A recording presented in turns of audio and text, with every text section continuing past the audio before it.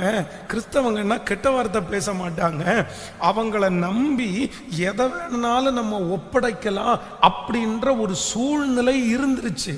ஆனால் இன்றைக்கு காலப்போக்கில் நிறைய என்ன பண்ணிருச்சுன்னா, நிறைய பேர் பண்ணின தவறுனால நீ எல்லாம் ஒரு கிறிஸ்தவனா, நீ எல்லாம் ஒரு கிறிஸ்தவனா அப்படின்ற அளவிற்கு உலகத்தில் இருக்கிறவங்களுக்கும் கிறிஸ்தவங்களுக்கும் வித்தியாசமே தெரியாம நிறைய பேர் இன்னைக்கு கிறிஸ்தவர்களை ஏற்றுக்கொள்ள முடியாத அளவுக்கு வந்துட்டாங்க. ஆனா இன்றைக்கு நம்ம ஒரு பரிசுத்தத்திற்காக ஜெபிக்கணும். ஆண்டவரே, என்னுடைய நடக்கையினால நான் ரட்சிக்கப்படாத ஜனங்களை கூட ஆதாயப்படுத்தக்கூடிய ஒரு கிருபையை எனக்கு தாங்க ஆண்டவரேன்னு நீங்க கேட்கணும். சில மனைவிகளை குறித்து தான் இங்கே சொல்லப்படுது. என்ன அப்படின்னு சொன்னா, உங்களுடைய கணவனார் ரட்சிக்க அந்தபடியே மனைவிகள் உங்கள் சொந்த புருஷருக்கு கீழ்ப்படிந்திருங்கள்.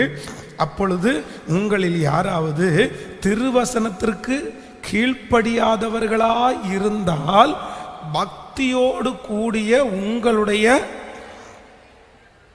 கற்புள்ள நடக்கையை அவர்கள் பார்த்து போதனையின்றி மனைவிகளின் நடக்கையினாலே ஆயத்தப்படுத்தி கொள்ளப்படுவார்கள்.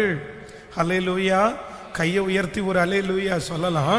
இன்றைக்கு ஜெபத்திலே இந்த சத்தத்தை கேட்கிற நீங்க, என்னுடைய கணவனார் பைபிள் எடுக்க மாட்டேங்கிறாரு, என்னுடைய கணவனார் சர்ச்சுக்கே வர மாட்டேங்கிறாரு, அவர்கிட்ட எவ்வளவு சொன்னாலும் புரிய மாட்டேங்குது, சர்ச்சுக்கு போகிறதே சில நேரத்தில் தடையா நினைக்கிறாரு அப்படின்னு யாராவது நீங்க சொல்றீங்களா?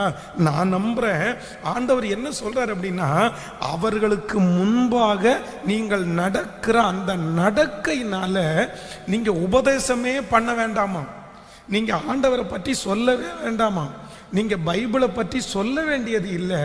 உங்களுடைய பக்தி உள்ள நடக்கையை பார்த்து கண்டிப்பா அவர்கள் கர்த்தரை தேடி வருவார்கள் என்று வேதம் சொல்லுகிறது. உங்களை நான் குற்றப்படுத்தல, ஆனால் இது ரொம்ப கடினமான ஒன்றுன்னு எனக்கு தெரியும். எதை கேட்டாலும் நம்ம கேட்டுட்டு இருக்க முடியாதுல்ல, எதை சொன்னாலும் நம்ம சகிச்சுட்டு இருக்க முடியாதுல்ல.